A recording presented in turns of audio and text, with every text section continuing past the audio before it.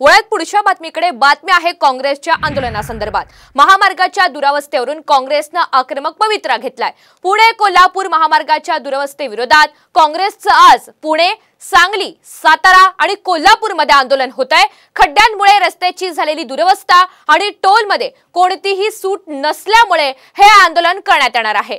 खेड, शिवापूर, आणेवाडी, तासवडे आणि किणी येथील टोल नाक्यांवर काँग्रेस आज आंदोलन करणार आहे। माजी मुख्यमंत्री पृथ्वीराज चव्हाण, आमदार सतेज पाटील, विश्वजित कदम, संग्राम थोपटे यांच्या नेतृत्वात आंदोलन सुरू होणार आहे।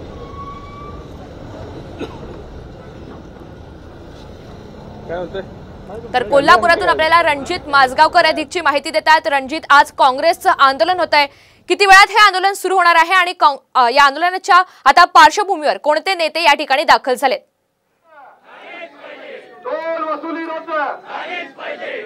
मी सध्या कोल्हापूर पुणे बेंगलोर जो महामार्ग आहे या महामार्गावर किनी टोलनाका परिसरात आहे।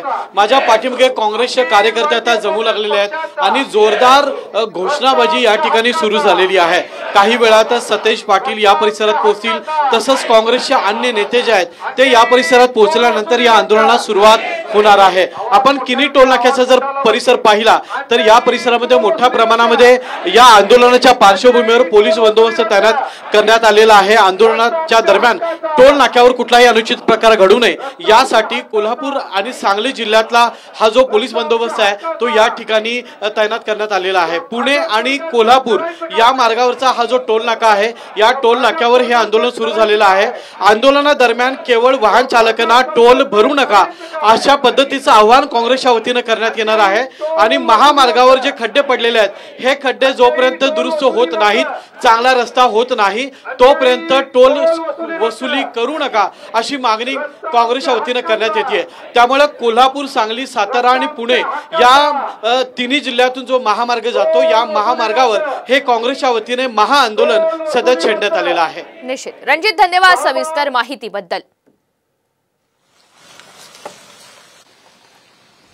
तर कोल्हापुरात आंदोलनाच्या पार्श्वभूमीवर पोलिसांचा सुद्धा मोठा बंदोबस्त हा तैनात करण्यात आलेला आहे। थोड्याच वेळात आंदोलनाला सुरुवात होणार आहे। काँग्रेसचं आज पुणे, सांगली, कोल्हापूर या ठिकाणी आंदोलन होत आहे आणि मोठ्या संख्येने काँग्रेसचे कार्यकर्ते सुद्धा यामध्ये सहभागी होताना आपल्याला पाहायला मिळतात।